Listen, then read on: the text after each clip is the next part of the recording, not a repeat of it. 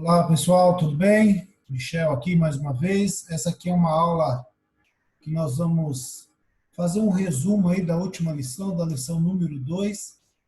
Eu vou procurar ser o mais breve possível. A ideia dessa aula aqui é só para que na próxima aula, para você que perdeu essa aula, não ficar muito perdido aí, tá bom? Mas você vai receber a liçãozinha, vai receber lá o material de apoio. Se tiver alguma dúvida, é só procurar o seu amigo ou a sua amiga que te convidou para a classe de sexta ou de sábado, não sei exatamente o dia que você está participando, mas por favor procure o seu amigo e vai falando com ele aí para tirar todas as dúvidas. Vou abrir aqui a nosso PowerPoint aqui, para nós podermos bater um papo aqui, beleza? Deixa eu ver isso aqui, legal. Vamos lá. Então o tema número 2 aí é um tema extremamente importante, tá? Nós falamos sobre a salvação, tá? E aí, deixa eu ver aqui como é que funciona aqui. Isso. Então, a primeira pergunta aí para nós pensarmos assim, ó, por que eu preciso ser salvo? Todos os problemas desse mundo existem por causa do quê? Né? Por que eu preciso, do que eu preciso ser salvo?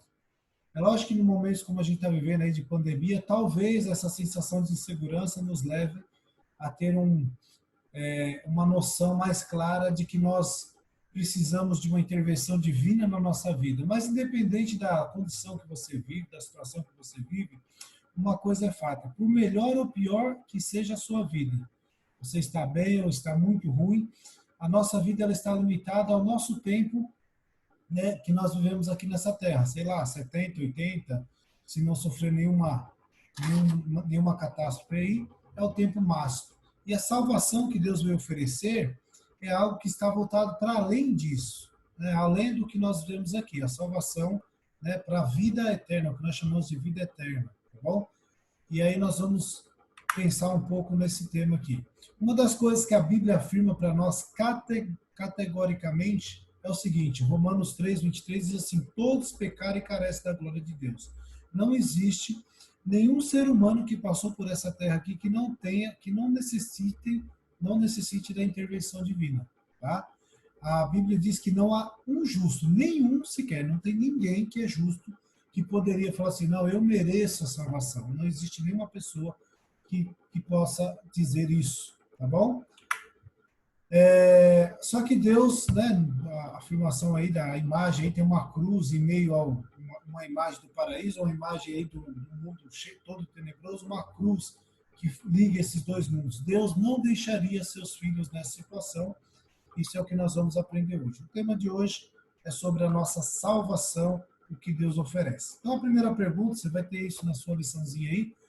Qual provisão Deus fez para salvar o homem? João 3,16 é um versículo muito conhecido, que diz lá que Deus amou o mundo de tal maneira que deu seu Filho unigênito para que todo que nele crê não pereça, mas tenha vida eterna. Essa é a provisão de Deus. Deus deu Jesus Cristo para que nós pudéssemos ser salvos. Hein? Então, esse é o método, é o meio que Deus, é a provisão que Deus deu para que nós pudéssemos ser salvos.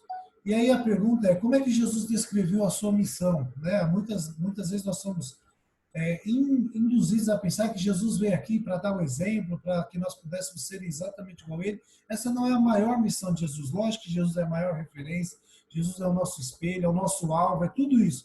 Mas a maior missão de Jesus, ela está relatada em Lucas 19:10, que diz assim, ó, porque o Filho do Homem não veio buscar e salvar o que havia perdido.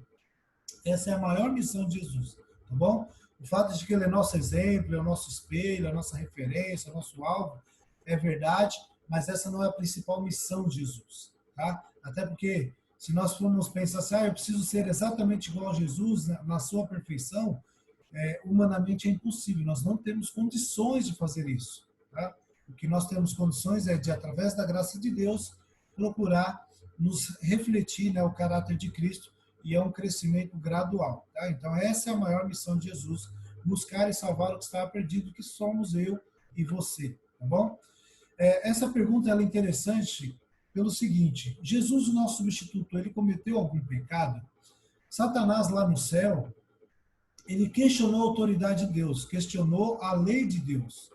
E aí ele falou assim, é impossível viver E quando o ser humano pecou, lá no passado, quando o ser humano pecou, a grande incógnita, né? O grande dilema que Deus se encontrou era o seguinte: se Deus simplesmente perdoasse Adão e Eva pelo seu pecado, Satanás ele tinha razão. Por exemplo, ele ia dizer que a lei de Deus era impossível guardar e, e aí necessitava haver mudanças. Se Deus simplesmente falasse para Adão e Eva, oh, não tem jeito, eu falei que se vocês pecassem, vocês iam morrer, não tem jeito, Satanás ele ia continuar tendo razão e ele ia dizer que a lei de Deus é muito rígida, que não tinha condições de ser guardada, a lei de Deus é muito complicada porque tinha que haver mudança. Ou seja, Satanás supostamente colocou Deus em um grande dilema.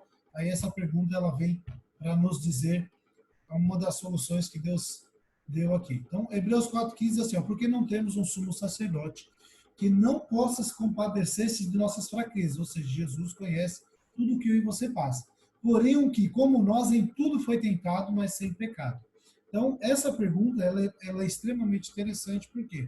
Porque, assim como Jesus morreu no nosso lugar, o que foi feito ali foi uma troca. Se teve alguém que passou por essa terra, que merecia a salvação pelas obras, é Jesus Cristo, que passou aqui, viveu 33 anos, sofreu tudo quanto é tipo de tentação inimaginável, tá?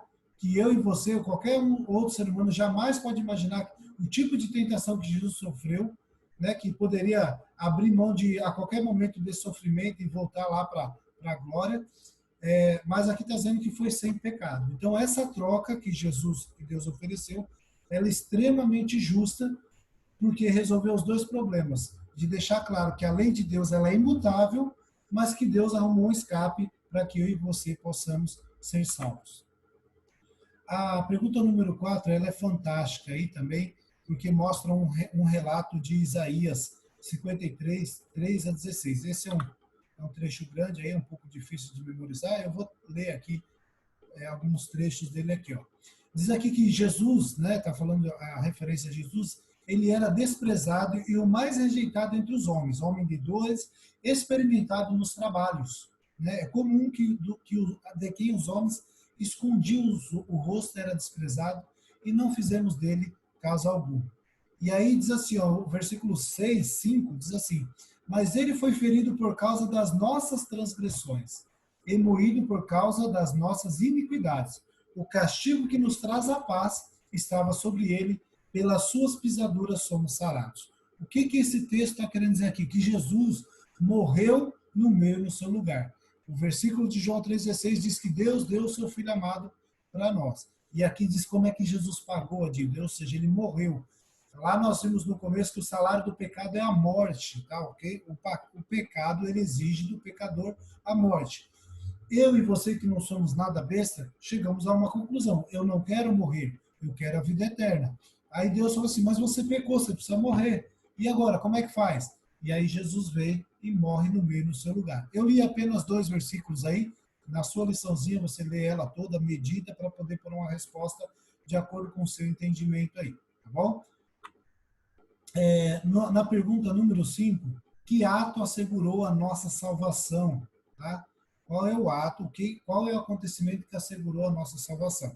Lá em Coríntios 15, 20 a 22, diz assim, ó, mas de fato Cristo ressuscitou dentre os mortos e foi feito primícias dos que dormem. Porque assim como a morte veio por um homem, ou seja, Adão, também a ressurreição dos mortos veio por um homem. Porque assim como todos morrem em Adão, assim também todos serão vivificados em Cristo. Qual que é o ato que assegurou a nossa salvação? A morte de Cristo, ela pagou o nosso pecado. A ressurreição de Cristo é a garantia da nossa vitória. O que esse texto está dizendo aqui? Quando compara Cristo com as primícias do que dorme, no Antigo Testamento, as primícias do que era oferecido a Deus, eram os primeiros frutos, era a garantia de que haveria uma colheita. Tá? Então, os primeiros frutos ali eram oferecidos a Deus, e ali era uma forma de as pessoas agradecerem pela colheita que viria. Então, a ressurreição de Cristo é o que assegura a nossa ressurreição, a nossa vida eterna. Porque assim como ele pagou na cruz, adquiriu o direito pela nossa salvação, na ressurreição ele garantiu, ele assegurou de que nós nesse sentido, nós sim vamos seguir o exemplo dele de ressuscitar com ele, tá bom? E aí na liçãozinha você vai ter aí a minha decisão, vai ter 4 versículos fantásticos aí, que é os passos, né, para nós tomarmos uma decisão que garanta para nós, não por nosso mérito, não porque nós merecemos, não porque nós somos uma gracinha, mas pelos méritos de Cristo a salvação. Os 4 passos aí, eu gostaria que você, na hora que estivesse lendo, leia esse versículo, medite nele. Crer em Jesus Cristo, aí você lê lá Atos 3, 16, 30, 31, o arrependimento, que está em Atos 3, 19, aceitar Jesus como nosso Salvador, que é em Atos 4, 12, e abrir a porta do coração, que é um texto fantástico, está em Apocalipse 3, 20. Para finalizar aí, você vai tomar essa decisão, você e Deus, tá? É uma decisão muito pessoal, eu e Deus, você e Deus. É assim, sim, eu creio que Jesus morreu por mim e o aceito como meu único Salvador. Entrego-lhe minha vida e o meu coração. Que essa possa ser a minha e a sua decisão, tá bom? E aí, para finalizar aí, aquele trecho de um livro fantástico aí, de um trecho de um pensamento de uma escritora americana, Ellen White, que diz o seguinte: faça de Jesus Cristo o primeiro e o último e o melhor em tudo em sua vida, tá bom? Com a correria aqui eu acabei esquecendo, tá? No começo, normalmente nós fazemos uma oração para pedir orientação do Espírito Santo, mas vamos fechar aqui com uma oração para que Deus possa abençoar o meu e o seu estudo. Beleza?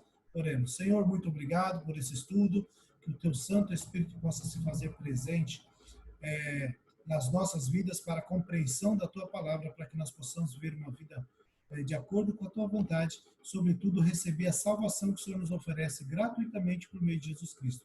É o que eu te peço e agradeço, em nome e por amor de Jesus. Amém.